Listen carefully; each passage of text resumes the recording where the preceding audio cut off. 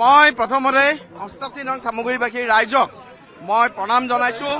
তেওঁলোকে মোৰ ওপৰত যি বিশ্বাস দেখুৱালে সেই বিশ্বাস মই এটা কথাই ক'ম, আপোনালোকৰ বিশ্বাস মই ১০০% পালন কৰিম। আজি বিবাহ বাৰ্ষিকী মই ভাবোঁ মোৰ পত্নীৰ কাৰণে এইটো এটা ভাল গিফ্ট। মাননীয় প্ৰধানমন্ত্ৰী নৰেন্দ্ৰ মোদী ডাঙৰীয়া, মাননীয় মুখ্যমন্ত্ৰী ডক্টৰ হিমন্ত বিশ্ব শৰ্মা ডাঙৰীয়া, আমাৰ ৰাষ্ট্ৰীয় সভাপতি জে.পি. নাড্ডা ডাঙৰীয়া, মাননীয় গৃহমন্ত্ৰী অমিত শ্বাহ ডাঙৰীয়া, মাননীয় ৰাজ্যিক সভাপতি ভৱেশ কলিতা ডাঙৰীয়াকে ধৰি পেলাই ভাৰতীয় জনতা পাৰ্টীৰ অসম গণ পৰিষদৰ সমূহ কাৰ্যকৰ্তা আৰু চামগুৰিবাসী ৰাইজৰ জাতি বৰ্ণ ধৰ্ম নিৰ্বিশেষে হিন্দু মুছলমান সকলো ৰাইজৰ চৰণত মই মোৰ কোটি কোটি প্ৰণাম জনাইছোঁ। এই জয় উন্নয়নৰ জয়, এই জয় ভাৰতীয় জনতা পাৰ্টীৰ সবকা সাথ সবকা বিকাশৰ জয়।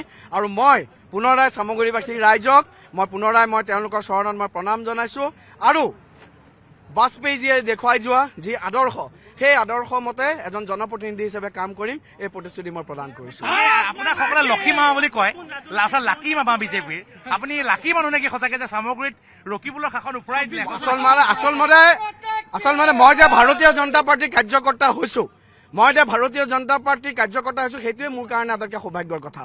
হয়তো আগতে ভাল কাম কৰিছিলোঁ, ভাৰতীয় জনতা পাৰ্টীত কাম কৰাৰ সৌভাগ্য লাভ কৰিছোঁ।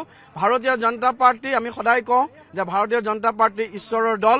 এই কাম দেশৰ কাম, জাতিৰ কাম। মই এটাই কথাই ক'ম, ভাৰত মাতা কি জয়, জয় আই অসম। মই এটাই কথা, আমি ভাল চামগুৰি এখন বনাব লাগিব, ভাল সমাজ আমি নিৰ্মাণ কৰিম। মই তাত ৰকিবুল হুছেইন ডাঙৰীয়াকো অনুৰোধ জনাম যে আপুনি দীৰ্ঘদিনীয়া অভিজ্ঞতাৰে পুষ্ট, আমাক সহায় কৰক, আমাক উপদেশ দিয়ক। আপুনি এজন জ্যেষ্ঠ ৰাজনীতিবিদ, অসমৰ ৰাজনীতিয়ে, অসমৰ যুৱ প্ৰজন্মই বা অসমৰ জনতাই এজন জ্যেষ্ঠ ৰাজনীতিবিদৰ পৰা যেনেকুৱা ধৰণৰ আচৰণ আৰু ব্যৱহাৰ আশা কৰে, মই আপোনাৰ পৰা তেনেকুৱা আচৰণ ব্যৱহাৰ আশা কৰিম। আৰু মই সদায় বাৰম্বাৰ এটা কথা কৈছোঁ, মোৰ কাৰণে ডেমক্ৰেচি হৈছে democracy demand discipline mutual respect and tolerance. গণতন্ত্ৰত সহিষ্ণুতা লাগে, এজন আনজনৰ প্ৰতি সন্মানশীল হ'ব লাগে। মই সহিষ্ণুতাৰে সৈতে সদায় ৰাজনীতি কৰি যাম, অসম মাতৃৰ কাৰণে, ভাৰত মাতৃৰ কাৰণে কাম কৰি যাম। মাননীয় প্ৰধানমন্ত্ৰী নৰেন্দ্ৰ মোদী ডাঙৰীয়া, মাননীয় মুখ্যমন্ত্ৰী ডক্টৰ হিমন্ত বিশ্ব শৰ্মা ডাঙৰীয়াৰ যি সপোন, সেই সপোনক মই সদায় সাকাৰ কৰিবৰ কাৰণে চেষ্টা কৰি যাম। এই চামগুৰিবাসী ৰাইজে 2001 চনৰ পৰা 2024 চনলৈকে যি অৱদমিত ক্ষোভ আছিল, সেই অৱদমিত ক্ষোভৰ বিষয়ে সংঘৰ্ষ কৰি চামগুৰিবাসী ভাৰতীয় জনতা পাৰ্টীৰ অসম গণ পৰিষদৰ ৰাইজ সংঘৰ্ষশীল। তেওঁলোকে এইবাৰ মই নিৰ্বাচন খেলাতকৈ তেওঁলোকে দীপুৰঞ্জন শৰ্মা হৈ ইলেকশ্যন খেলিছিল, গতিকে মই সেইকাৰণে সকলোকে ধন্যবাদ জ্ঞাপন কৰিছোঁ। ৰূপক শৰ্মা ডাঙৰীয়া বিধায়ক আৰু আমাৰ কেইবাজনো বিধায়কে আহি পেলাই ইয়াত আমাৰ চামগুৰিত আহি পেলাই কেম্পেইন কৰিছিল, মোক জিকোৱাত সহায় কৰিছিল, ইয়াত থাকি লৈছিল 10-12 দিন। মই ভাৰতীয় জনতা পাৰ্টীৰ অসম গণ পৰিষদৰ সমূহ নেতৃত্বক মই ধন্যবাদ জ্ঞাপন কৰিছোঁ, আপোনালোকৰ চৰণত মই প্ৰণাম জনাইছোঁ। দীপুৰঞ্জন শৰ্মা এগৰাকী সাধাৰণ কাৰ্যকৰ্তা আছিলে, চাইকেল ল'লে এটা সময়ত আপুনি প্ৰতিটো ঠাইত আপুনি বিজেপি সংগঠন কৰিছিলে, আমি দেখিছিলোঁ 2012-13 চনত যেতিয়া কংগ্ৰেছৰ ভৰপক ৰাজনীতি আছিলে, আৰু তাৰ পৰা আজি চামগুৰিৰ বিধায়ক হ'ল, যি চামগুৰিত আপুনি।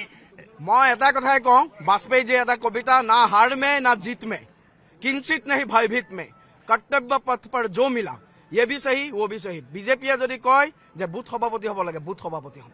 ভাৰতীয় জনতা পাৰ্টীয়ে যদি কয় অফিচ ছেক্ৰেটাৰী হ'ব লাগে, অফিচ ছেক্ৰেটাৰী হ'ম। ভাৰতীয় জনতা পাৰ্টীৰ নেতৃত্বই কৈছে যে নিৰ্বাচন খেলিব লাগে, নিৰ্বাচন খেলিছোঁ। আমি ভাৰতীয় জনতা পাৰ্টীৰ আমি এজন ডেডিকেটেড কাৰ্যকৰ্তা। আমাৰ সপোন কেৱল 10 বছৰ 15 বছৰ নাই, আগন্তুক 50 বছৰলৈকে অসমত আৰু ভাৰতবৰ্ষত ভাৰতীয় জনতা পাৰ্টী আৰু NDA চৰকাৰ ৰখাটো আমাৰ লক্ষ্য আৰু সপোন আছে, আৰু সেই সপোন সাকাৰ কৰিবৰ কাৰণে আমি সেইমতে কাম কৰিম।